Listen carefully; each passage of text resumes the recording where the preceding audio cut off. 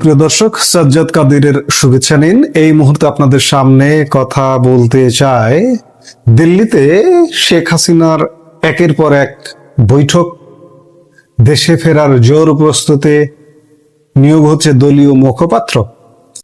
এই মুহূর্তের সবচেয়ে বড় এবং বিস্ফোরক রাজনৈতিক খবর, শেখ হাসিনা দেশে ফেরার কাউন্টডাউন কি তবে শুরু হয়ে গেল? 5ই আগস্টের পর এই প্রথম দিল্লিতে একের পর এক মেগা বৈঠক বসছে। ভারতে আশ্রয় নেওয়া শেখ হাসিনা জরুরি তলবে ইতিমধ্যেই অনেক নেতাকে বিভিন্ন সময় ডেকে পাঠিয়েছেন। এর মধ্যে আইনজীবী, আওয়ামী লীগের প্রভাবশালী নেতা তারা রয়েছেন। তৈরি হচ্ছে আইনজীবীদের এক দুর্ধর্ষ স্পেশাল টিম। কিন্তু কেন এই তোড়জোড়? পর্দার আড়ালে কি ব্লুপ্রিন্ট তৈরি করছেন শেখ হাসিনা? আন্তর্জাতিক মহল এবং জাতিসংঘের সাথেই বা কি ডিল হচ্ছে? দর্শক, আপনারা জানেন 2 মাস যাবতই শেখ হাসিনা ঘোষণা দিচ্ছেন যে তিনি দেশে ফিরবেন, এবং গতকাল ব্রিটিশ গণমাধ্যম রয়টার্সের সাক্ষাৎকারে তিনি সুনির্দিষ্ট সময়সীমা বলে দিয়েছেন আগামী ডিসেম্বরের মধ্যে তিনি দেশে ফিরবেন। মানে ডিসেম্বর মাসে তিনি সুনির্দিষ্টভাবে বলেছেন দেশে ফিরবেন। দিন তারিখ ঘোষিত না হলেও অন্ততপক্ষে সময়সীমাটা ইতিমধ্যেই তিনি ঘোষণা করেছেন, আর যার দরুন শেখ হাসিনার প্রস্তুতি এই মুহূর্তে তুঙ্গে। আর এই প্রেক্ষাপটে ঘটনা প্রবাহ অত্যন্ত দ্রুত মোড় নিচ্ছে। নেতাদের সাথে বৈঠক করবার প্রক্রিয়ার অংশ হিসেবে শনিবারও দিল্লির উদ্দেশ্যে রওনা হয়েছেন আওয়ামী লীগের বেশ কয়েকজন নেতা।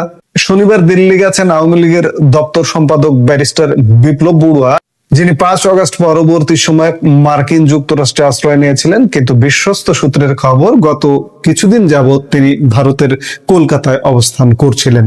আর শেখ হাসিনার জরুরি ডাক আসতেই তিনি কলকাতা থেকে সোজা উড়ে গেছেন দিল্লিতে। এর মধ্যে দিল্লিতে আরো গেছেন সাবেক মৎস্য ও প্রাণী সম্পদ মন্ত্রী ব্যারিস্টার শামা রেজউল করিম, যিনি লন্ডন থেকে কিছুদিন আগেই কলকাতায় এসে পৌঁছেছেন। এবার কলকাতার মাটি ছুঁয়ে নেত্রীর কড়া তলব পেয়ে তিনিও দিল্লির দরবারে হাজির হয়েছেন। আওয়ামী লীগের অন্তর্মহল থেকে অত্যন্ত চাঞ্চল্যকর তথ্য উঠে আসছে। শেখ হাসিনা দেশে ফেরার পথ মসৃণ করতে তার বিরুদ্ধে থাকা আইনি, প্রশাসনিক ও কূটনৈতিক জটিলতাগুলো দেখভালের জন্য আইনজীবীদের নিয়ে একটি বিশেষ আইনি টিম বা স্পেশাল কোর টিম গঠনের চূড়ান্ত ভাবনা চিন্তা শুরু হয়েছে। এই শক্তিশালী আইনি দলটির কাজ হবে শেখ হাসিনার হয়ে আন্তর্জাতিক এবং দেশীয় বিভিন্ন আইনি ও কূটনৈতিক ফোরামে আইনি লড়াই লড়া এবং সংশ্লিষ্ট বিভিন্ন সংস্থার সঙ্গে নিয়মিত আলাপ আলোচনা চালিয়ে যাওয়া। এখানেই শেষ নয়, শেখ হাসিনার নির্দেশে ইতিমধ্যেই আন্তর্জাতিক মহলে জোরদার লবিং শুরু হয়ে গেছে। ব্যারিস্টার নওফেল বর্তমানে শেখ হাসিনার প্রতিনিধি হয়ে জাতিসংঘ এবং বিশ্বের বিভিন্ন আন্তর্জাতিক প্রভাবশালী সংস্থার সঙ্গে নিবিড় যোগাযোগ রক্ষা করে চলেছেন। অর্থাৎ আন্তর্জাতিক চাপ তৈরি করে এবং আইনি রক্ষা কবচ নিশ্চিত করে দেশে ফেরার রোডম্যাপ সাজাচ্ছেন শেখ হাসিনা। আইনি লড়াইয়ের পাশাপাশি মিডিয়া ও প্রচারের ময়দানেও বড়সড় চমক দিতে যাচ্ছে আওয়ামী লীগ। দলটির অভ্যন্তরীণ সূত্রের খবর, আওয়ামী লীগ সভানেত্রী শেখ হাসিনার জন্য একজন অফিসিয়াল মুখপাত্র বা স্পোকসপারসন নিয়োগের প্রক্রিয়া চূড়ান্ত পর্যায়ে রয়েছে। এই নতুন মুখপাত্রের মূল দায়িত্ব হবে শেখ হাসিনার সঙ্গে সার্বক্ষণিক যোগাযোগ রাখা এবং তার নির্দেশনা বা বক্তব্যকে আন্তর্জাতিক ও দেশীয় সংবাদ মাধ্যমের কাছে নিখুঁতভাবে পৌঁছে দেওয়া। তবে যাকে তাকে এই দায়িত্ব দেওয়া হচ্ছে না। এই পদের জন্য 3টি প্রধান শর্ত বিবেচনা করা হচ্ছে। প্রথমত, তার গভীর রাজনৈতিক প্রজ্ঞা থাকতে হবে। দ্বিতীয়ত, জনগণের কাছে এবং মিডিয়ায় তার একটি স্বচ্ছ ভাবমূর্তি বা ক্লিন ইমেজ থাকতে হবে। এবং তৃতীয়ত, দলের সর্বস্তরের নেতা কর্মীদের কাছে তার গ্রহণযোগ্যতা থাকতে হবে। খুব শীঘ্রই এই মুখপাত্রের নাম এবং দলের এই বড় সিদ্ধান্তগুলো আনুষ্ঠানিকভাবে প্রকাশ করা হতে পারে বলে জানা যাচ্ছে। এদিকে ভারতের মাটিতে বসেও কিন্তু বাংলাদেশের অভ্যন্তরে দলীয় রাজনীতি পুরোপুরি নিয়ন্ত্রণ করছেন শেখ হাসিনা। তার সরাসরি নির্দেশে ইতিমধ্যেই বাংলাদেশে আওয়ামী লীগ এবং এর সমস্ত অঙ্গ সংগঠনগুলোর নতুন কমিটি গঠনের এক মহাযজ্ঞ শুরু হয়ে গেছে। বিশেষ করে 5 আগস্টের পর দেশের ভেতরে যেসব নিষ্ক্রিয় বা ভেঙে পড়া কমিটি ছিল, সেগুলোতে নতুন সদস্য যুক্ত করে দ্রুত সক্রিয় করা হচ্ছে। তবে এবারের কমিটি গঠনে শেখ হাসিনার একটি বড় এবং স্পষ্ট বার্তা রয়েছে। তিনি নির্দেশ দিয়েছেন, যারা বিগত দিনগুলোতে মামলা, হামলা ও জেল জুলুম মোকাবেলা করেছে এবং ঢাকার মাঠ না ছেড়ে এলাকাতে একদম মাটি কামড়ে পড়ে থেকে বিএনপি জামাতের রাজনৈতিক বিরোধিতার মুখোমুখি হয়েছে, তাদেরকে দলের একদম সামনের সারির নেতৃত্বে নিয়ে আসতে হবে। এই নির্দেশনার প্রতিফলন কিন্তু ইতিমধ্যেই দেখা যাচ্ছে। সদ্য গঠিত নতুন কমিটিগুলোতে এমন সব ত্যাগী নেতাদের নাম অন্তর্ভুক্ত করা হয়েছে যাদের অনেকেই বর্তমানে জেলে বন্দী আছেন অথবা সদ্য জামিনে মুক্ত হয়েছেন। অর্থাৎ রাজপথের লড়াকু সৈনিকদের হাতেই এখন দলের ব্যাটন তুলে দিচ্ছেন শেখ হাসিনা।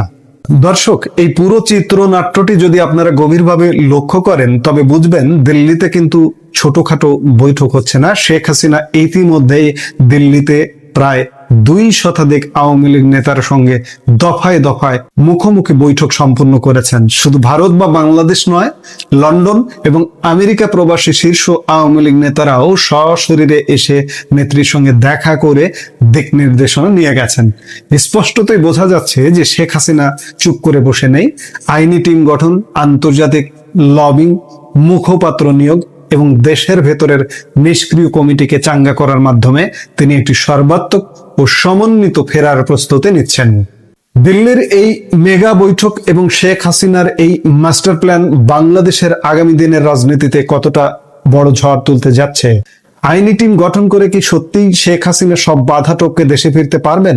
আইনি টিম গঠন, দলীয় মুখপাত্র নিয়োগ, এই খবরগুলো যখন সামনে আসছে তখন নিশ্চয়ই বোঝা যাচ্ছে আওয়ামী লীগ একটা মোটামুটি বড় সড়ো প্রস্তুতি নিয়েই এগুচ্ছে। শেখ হাসিনা যে বলছেন দেশে ফিরবে, শুধু বলার জন্য বলছেন না, তিনি ফিরবেন এটি নানা আলামতে ইতিমধ্যে পরিষ্কার হয়ে যাচ্ছে।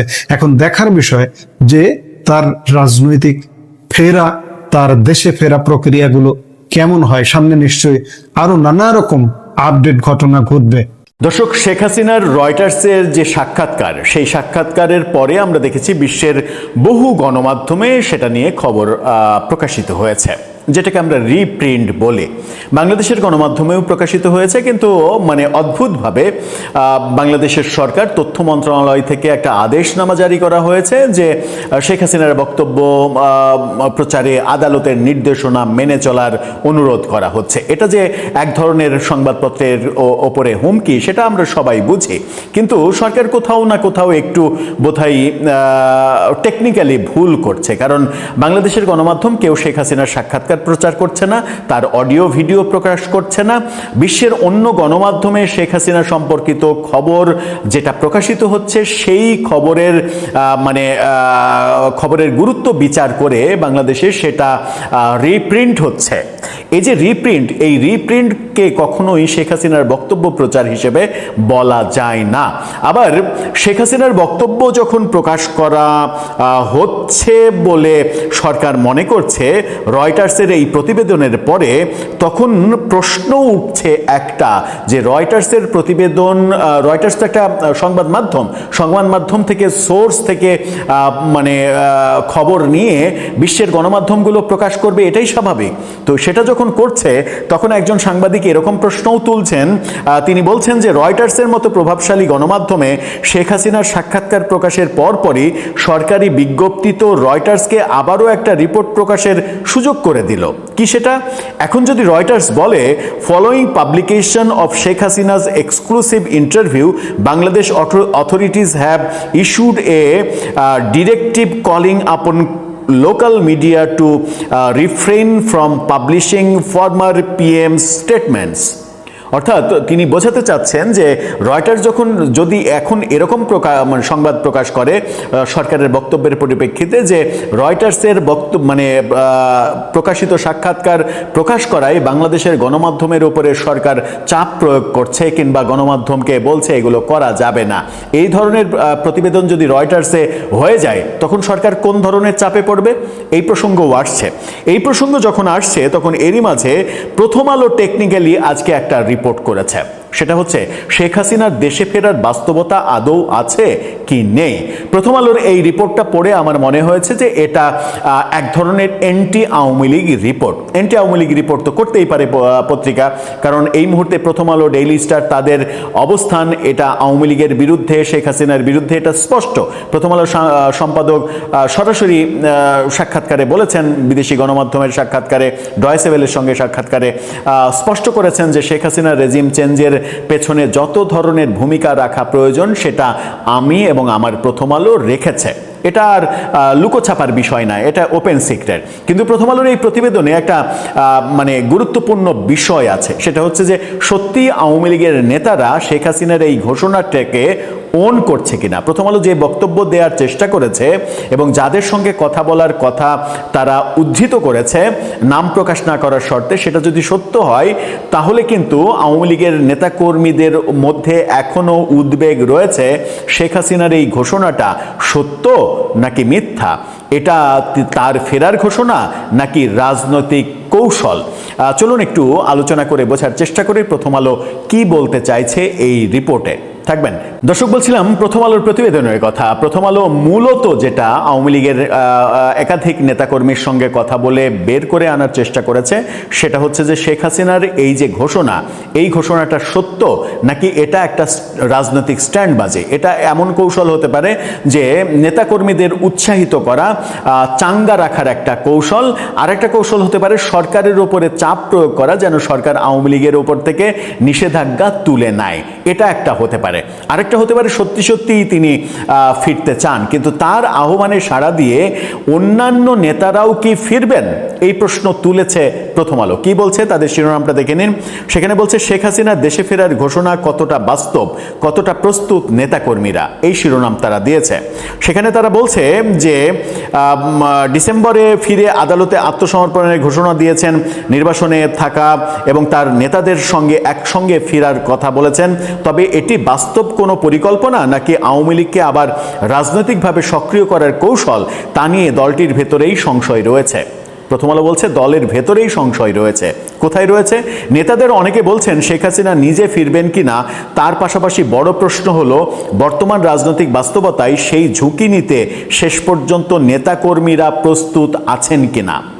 অর্থাৎ তার ডাকে অন্যান্য নেতারাও আসবেন, কর্মীরাও আসবেন, এটা কতটা বাস্তবসম্মত সেই প্রশ্ন নাকি আওয়ামী লীগের নেতাকর্মীদের ভেতরে জেগেছে।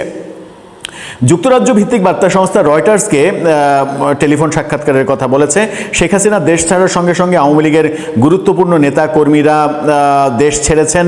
এর মাঝে গত 2 বছরের ঝটিকা মিছিল টিছিল সহ বিভিন্ন কর্মকাণ্ড হয়েছে, সেই কথাগুলো বলছে। রয়টার্সকে দেয়া সাক্ষাৎকারে শেখ হাসিনা বলছেন তিনি এবং আওয়ামী লীগের অন্যান্য নেতারা স্বেচ্ছায় দেশে ফিরে আদালতে আত্মসমর্পণ করতে চান।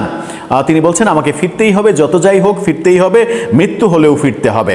এর আগে গত 28 জুন এনডিটিভিকে আরেকটা সাক্ষাৎকারে তিনি দিনক্ষণ উল্লেখ না করে বলেছিলেন এবছরের মধ্যেই তিনি ফিরবেন। আওয়ামী লীগের একাধিক নেতার সঙ্গে কথা বলে জানা গেছে গত 12 ফেব্রুয়ারি ত্রয়োদশ জাতীয় সংসদ নির্বাচনের পর শেখ হাসিনা বিদেশে থাকা দলীয় নেতাকর্মীদের দেশে ফেরার কথা প্রায়ই বলতেন। তবে এখন পর্যন্ত উল্লেখযোগ্য সংখ্যক কোনো নেতা তার এই আহ্বানে সাড়া দেননি, এটা আওয়ামী লীগের নেতাকর্মীরা প্রথম আলোকে বলেছে, এটা প্রথম আলো দাবি করছে।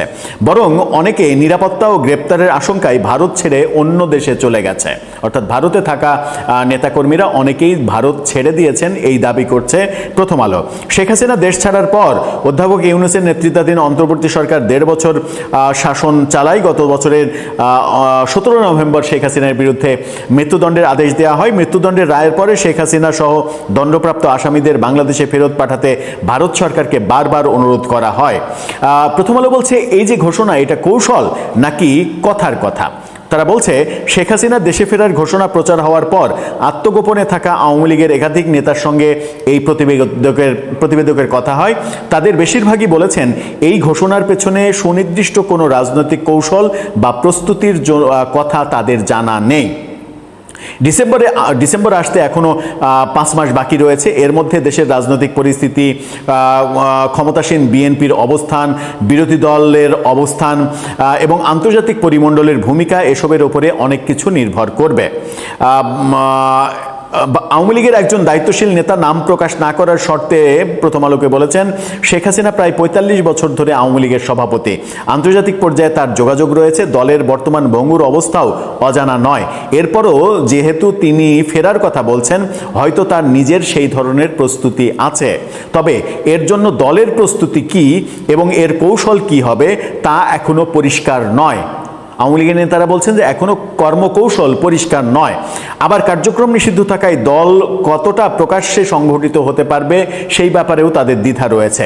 এছাড়া যাদের সম্পদ এবং আর্থিক নিরাপত্তা রয়েছে তাদের বড় অংশ শেখ হাসিনার আহ্বানে দেশে ফিরে কারাবরণ করবেন বলে মনে করেন না ওই নেতা, যে নেতার সঙ্গে প্রথম আলো কথা বলেছে। তার মতে তারা বরং রাজনৈতিক পরিস্থিতি অনুকূল হওয়ার জন্য অপেক্ষা করবে।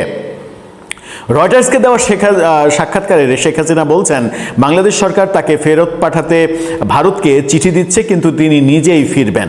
জনগণের প্রতি আস্থা আসলে কতটা, এই প্রসঙ্গ টানছে প্রথম আলো। বলছে, রয়টার্সকে দেওয়া সাক্ষাৎকারে শেখ হাসিনা বলেছেন, দীর্ঘদিন ক্ষমতায় থাকলে সরকারের অনেক ভুল ত্রুটি হতে পারে, ভালো মন্দের বিচার জনগণ করবে, সেটার অধিকার জনগণের। তিনি আরও বলেন, তাকে দোষী সাব্যস্ত করা হলেও কিংবা নির্বাচনে অংশগ্রহণ করতে দেয়া না হলেও আওয়ামী লীগ নিষিদ্ধ রাখা উচিত নয়, দলটি সম্পর্কে সিদ্ধান্ত জনগণই নেবে। আওয়ামী লীগ পুনর্গঠনে ৩০০ আসনের মধ্যে ১২৫ আসনের নেতাকর্মীদের সঙ্গে তিনি অনলাইন মিটিং করেছেন, এই কথাও তিনি বলেছেন। রাজনৈতিক অঙ্গনে প্রতিক্রিয়া যেটা হচ্ছে সেটা নিয়ে আমরা আলাদা একটা ভিডিও করেছি। প্রথম আলো এটা বলছে যে রাজনৈতিক অঙ্গনে প্রতিক্রিয়া, বিবিসি বাংলার রিপোর্টেও আমরা দেখেছি যে বিএনপি, জামাত, এনসিপি ৩ ধরনের প্রতিক্রিয়া দিয়েছে। বিএনপি জামাত একে অপরকে দোষারোপ করছে যে এই ফেরার ষড়যন্ত্রের সঙ্গে বিএনপি জড়িত, সেটা জামাত বলছে। বিএনপি বলছে জামাত জড়িত, সেটা বলছে। এনসিপি বলছে যে তিনি ফিরতে পারেন, কিন্তু ফাঁসির দড়ি গলায় নিতে হবে।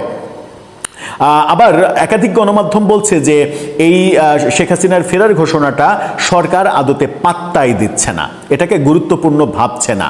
এটা সরকারের সঠিক কৌশল নাকি ভুল কৌশল সেটা হয়তো সময়ই বলে দেবে। তবে সঠিক ভুলের চাইতেও বড় কথা হচ্ছে যে সরকারের এই কৌশলটা হয়তো প্রকাশ্য, সেটা হচ্ছে যে তারা প্রকাশ্যে বলবে এটাকে আমরা পাত্তাই দিচ্ছি না, ভেতরে ভেতরে হয়তো অন্য কর্মকাণ্ড হতে পারে। সরকার বিষয়টি আইনের দৃষ্টিতেই দেখছে, এটা বলছেন তথ্যমন্ত্রী। তথ্যমন্ত্রী জহিরুদ্দিন স্বপন তিনি বলেছেন, শেখ হাসিনার পুরো বিষয়টি আইনের আওতায় রয়েছে। আন্তর্জাতিক অপরাধ ট্রাইব্যুনাল থেকে শেখ হাসিনার বক্তব্য প্রচারে নিষেধাজ্ঞা রয়েছে। দেশের গণমাধ্যম আদালতের নিষেধাজ্ঞা সম্মানের চোখে দেখবে বলে তিনি মনে করেন। মন্ত্রী আরও বলেন, শেখ হাসিনার বক্তব্য নৈরাজ্য সৃষ্টিকারী বিষয়, সরকার পুরো বিষয়টি আইনের দৃষ্টিতেই দেখছে। তার মানে এখানেও তথ্যমন্ত্রী প্রচ্ছন্ন একটা হুমকি দিলেন গণমাধ্যমকে যে শেখ হাসিনার নিউজ নিয়ে বেশি বাড়াবাড়ি করা যাবে না। এটা বোধহয় সরকারের একটা ভুল কৌশল, কারণ শেখ হাসিনার বক্তব্য, সাক্ষাৎকার, অডিও ভিডিও ক্লিপ কোনো কিছুই কিন্তু বাংলাদেশের গণমাধ্যম প্রকাশ করে না। আবার এই ব্যাপারে সবথেকে বড় ভুক্তভোগী দলের নাম বিএনপি, যার দলের বর্তমান প্রধান এবং বর্তমান প্রধানমন্ত্রী তারেক রহমান লন্ডনে থাকা অবস্থায় তার বক্তব্য সরাসরি প্রচার করার জন্য ২১শে টেলিভিশনের চেয়ারম্যানকে আওয়ামী লীগ সরকার গ্রেপ্তার করেছিল। সেটা ভুল সিদ্ধান্ত ছিল, অগণতান্ত্রিক সিদ্ধান্ত ছিল, এবং একই পথে যদি বিএনপি হাঁটে তাহলে বিএনপি আর একটা ভুল করবে। প্রথম আলোর এই রিপোর্ট মূলত বলছে তারা একাধিক আওয়ামী লীগ নেতাকর্মীর সঙ্গে কথা বলে দাবি করছে, এটা তাদের দাবি, আমি জানি না সত্য কিনা, তারা দাবি করছে যে আওয়ামী লীগের নেতাকর্মীরা শেখ হাসিনার এই বক্তব্যের কর্মকৌশল সম্পর্কে এখনো কিছুই জানে না। এটা কি তৃণমূল জানে না নাকি শীর্ষ নেতারা জানে না, সেটা একটা বড় প্রশ্ন। আর একটা গুরুত্বপূর্ণ পয়েন্ট উঠে এসেছে, সেটা হচ্ছে যারা অর্থনৈতিকভাবে স্বাবলম্বী তারা এরকম রিস্কের মধ্যে কারাগারে যাওয়া, জেল খাটা কিংবা ফাঁসির দড়ি বরণ করে নেওয়া, এই ধরনের রিস্ক তারা নেবে না, তারা অনুকূল পরিবেশের জন্য অপেক্ষা করবে। এখন দেখার বিষয়, প্রথম আলো এটা এন্টি আওয়ামী লীগ নিউজ করলো নাকি সঠিক তথ্যটা উপস্থাপন করলো, যেখান থেকে আওয়ামী লীগের নেতাকর্মীদের অনেক কিছু লার্নিং আছে। আপনি কোনটা মনে করেন? আপনার মতামত জানিয়ে লিখতে পারেন আমাদের কমেন্ট বক্সে।